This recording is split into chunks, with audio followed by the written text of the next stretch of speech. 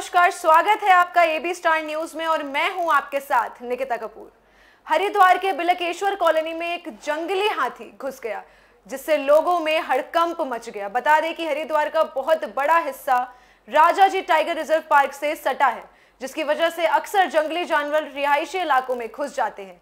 वहीं हाथी के कॉलोनी में घुसने की वजह से इलाके के लोगों में दहशत का माहौल बना हुआ है। इस दौरान हाथी बड़े ही आराम से कॉलोनी में चहलकदमी करता हुआ नजर आया। गनीमत यह है कि हाथी के कॉलोनी में घुसने से किसी तरह के जान माल का नुकसान नहीं हुआ और हाथी वापस जंगल की ओर चला गया। स्थानीय लोगों ने कॉलोनी में घुसे हाथी का वीडियो बना लिया, जो अब सोशल मीडिया पर जमकर वायरल हो रहा है।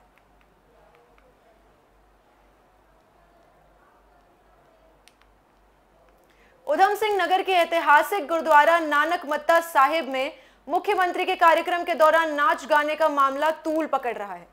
मामले को लेकर सिख समुदाय के लोग नानक मत्ता पहुंचे और नानक मत्ता गुरुद्वारा प्रबंधन को बदलने की मांग को लेकर जमकर हंगामा किया। बता दें कि 24 जुलाई को मुख्यमंत्री पुष्कर सिंह धामी के स्वागत में प्रबंधन कमेटी ने कार्यक्रम का आयोजन किया था, जिसके बाद कार्यक्रम को लेकर बवाल हो गया था। घटना के बाद मौके पर तैनात सेवादारों ने कार्यक्रम को तो रोक दिया, लेकिन इसका वीडियो वायरल हो गया। नानक मत्ता गुरुद्वारा प्रबंधन कमेटी ने मामले को लेकर 2 सेवादारों को तत्काल बर्खास्त कर दिया था। हालांकि प्रबंधन कमेटी के अध्यक्ष ने आयोजन को मर्यादा के विपरीत बताते हुए घटना पर खेद भी जताया, लेकिन फिर भी विवाद कम होने का नाम नहीं ले रहा है।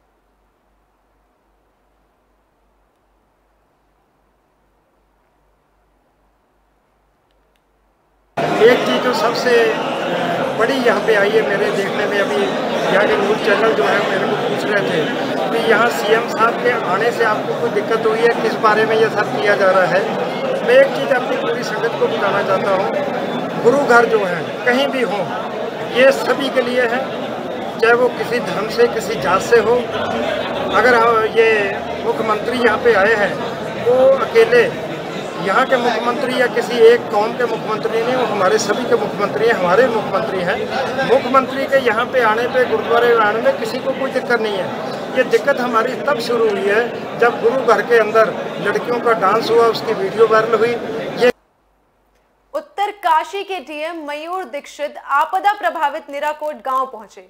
इस दौरान उन्होंने आपदा से क्षतिग्रस्त निजी और सार्वजनिक संपत्तियों का स्थलीय निरीक्षण किया और ग्रामीणों के साथ बैठकर हर संभव मदद का आश्वासन दिया है। ग्रामीणों के कहने पर जिन चीड़ के पेड़ों से खतरा हो सकता था, उनको 3 दिन के भीतर हटाने का आदेश वन विभाग को दिया गया।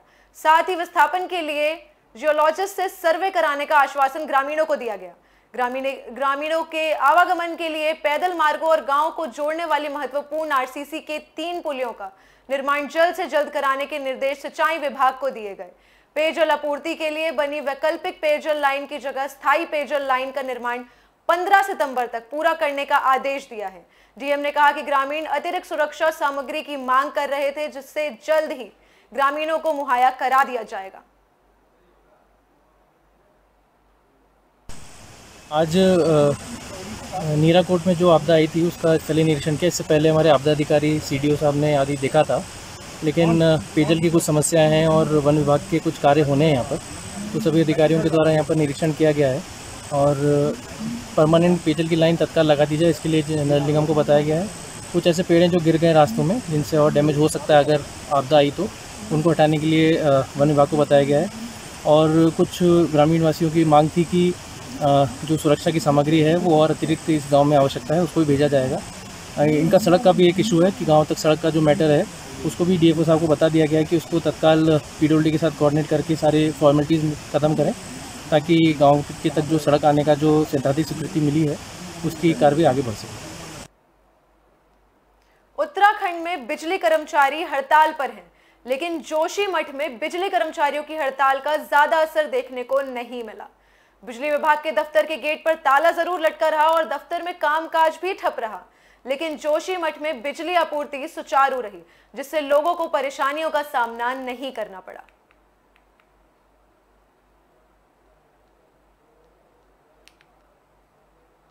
हरिद्वार के बहाराबाद जिले में बिजली कर्मचारी संयुक्त संघर्ष समिति ने 14 सूत्री मांगों को लेकर प्रदर्शन किया। बिजली कर्मचारियों का कहना है कि साल 2017 में एक समझौता हुआ था, जिसे आज तक लागू नहीं किया गया है। कर्मचारियों का कहना है कि जब तक उत्तराखंड बना था उस वक्त भी केंद्र सरकार ने यह आश्वासन दिया था कि यूपी और उत्तराखंड में कर्मचारियों में समानता रहेगी, लेकिन सभी आश्वासन हवा हवाई साबित हुए। उन्होंने कहा कि साल 2002 के बाद कर्मचारियों की पेंशन को भी मुक्त कर दिया गया, जो कि अन्यायपूर्ण है। मेरा नाम गजेंद्र कौशिक है। धरने पर बैठने का विशेष कारण यह है कि हमारी 14 सूत्रीय मांगे हैं, जिनको लेकर के हम यहाँ आंदोलनरत हैं। काफी लंबे समय से शासन और प्रशासन को विभिन्न प्रकार के विभिन्न माध्यमों से उनको समझाते रहे, परंतु हमारी किसी भी मांग पर अभी तक ध्यान नहीं दिया गया। यहाँ तक कि 2017 में भी जो हमारा समझौता हुआ था, वो समझौता भी आज तक लागू नहीं किया गया। और जिनको हम आज मांगे कह रहे हैं, एक्चुअली में ये मांगे नहीं है, ये हमारा अधिकार है। जब उत्तराखंड राज्य गठन होने से पहले जब हम उत्तर प्रदेश राज्य विद्युत परिषद को बिलोंग करते थे, उस समय जब हमारा बंटवारा हुआ और हम उत्तराखंड राज्य के अंतर्गत आए, तो केंद्र सरकार ने भी हमें ये आश्वासन दिया था कि उत्तराखंड विद्युत कर्मियों की कोई भी सेवाएं उत्तर प्रदेश से कमतर नहीं होंगी। और आज हम उत्तर प्रदेश से भी कमतर सेवाएं ले रहे हैं। हमारे बहुत से भत्तों में कटौती। बाजपुर में डीएम के आदेश पर नगर पालिका और तहसील प्रशासन ने पंडित दीनदयाल उपाध्याय पार्क की जमीन को पैमाइश की। इस दौरान पार्क की जमीन पर अवैध कब्जे का मामला सामने आया है। नगर पालिका प्रशासन ने पार्क की जमीन का नक्शा और पैमाइश रिपोर्ट मिलने के बाद तार बाड़ करने की बात कही है।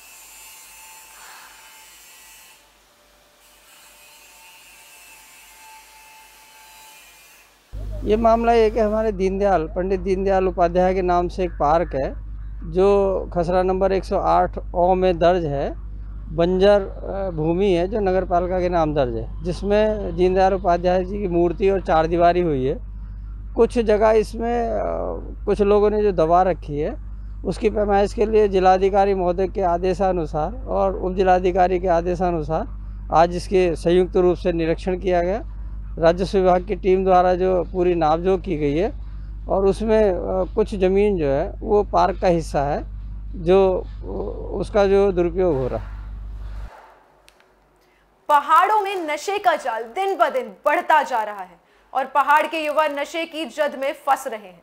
पहाड़ों पर बढ़ते नशे के दुष्प्रभाव को देखते हुए सितारगंज में एक निजी समिति ने एसएसपी को ज्ञापन सौंपा है और नशे के सौदागरों पर अंकुश लगाने की मांग की है।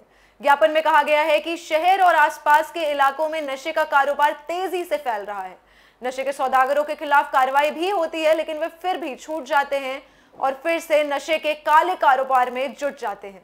पहाड़ के युवा भी नशे के दलदल में फंस रहे हैं, जिसकी वजह से हजारों परिवार बर्बाद हो गए हैं।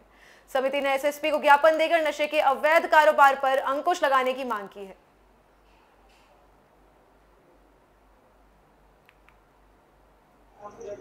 हमने जनहित कल्याण समिति के तत्वाधान में श्रीमान वरिष्ठ पुलिस अधीक्षक महोदय जनपद उधम सिंह नगर को एक प्रार्थना पत्र पेश किया है, जिसमें हमने सितारगंज और ग्रामीण क्षेत्रों में जो नशे का कारोबार बढ़ रहा है और नशेड़ी बढ़ रहे हैं, उस पर रोकथाम करने की मांग की है। और हमने पत्र में मांग की है कि नशे के अवैध कारोबार करने वाले लोगों को और उन्हें जो संरक्षण देते हैं, उन पर भी कठोर से कठोर कार्रवाई की जाए। हमें उम्मीद है कि शहर सितारगंज और ग्रामीण क्षेत्रों में जो नशे का बढ़ता चलन है, इस पर प्रशासन पूर्ण रूप से लगाम लगाएगा। इसमें जो ज्ञापन दिया गया है, इसमें क्या आपने दिशा निर्देश दिए? ये जनहित कल्याण समिति के अध्यक्ष हैं सलीम रिजवी जी, इन्होंने एक ज्ञापन दिया है कि इनके एरिया में जो नशेड़ी व्यक्तियों की संख्या काफ़ी बढ़ गई है और नशे में पवित्र लगाने के संबंध में इन्होंने कार्रवाई की बात की है। इसमें हम अपने एसओजी और संबंधित थाने को इसमें निर्देश करेंगे, इसमें कार्रवाई करेंगे। उधम सिंह नगर में रिश्तों को तार करने वाला मामला सामने आया है। महिला ने पति और पति के मामा पर दहेज के लिए प्रताड़ित और शारीरिक शोषण करने का आरोप लगाया है।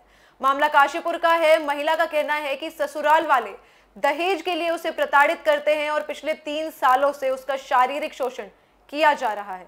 मामले को लेकर महिला ने पुलिस के आला अधिकारी से लिखित शिकायत की है। पुलिस ने मामले में निष्पक्ष कार्रवाई का भरोसा दिलाया है।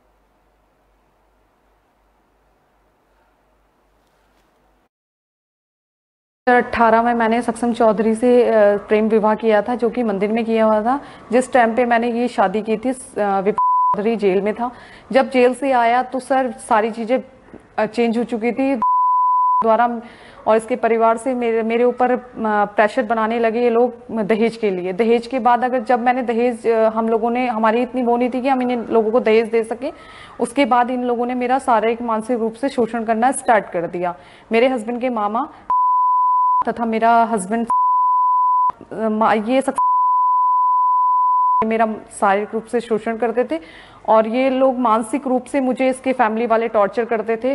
अपने पति के खिलाफ और पति के कुछ रिश्तेदारों के खिलाफ एक मुकदमा 406 धारा के अंतर्गत रजिस्टर किया गया था, जिसमें कुछ वो भी था कि घर का सामान वगैरह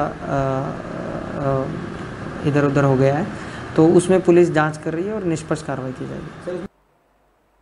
देश प्रदेश की तमाम बड़ी खबरों के लिए बने रहिए हमारे साथ। नमस्कार।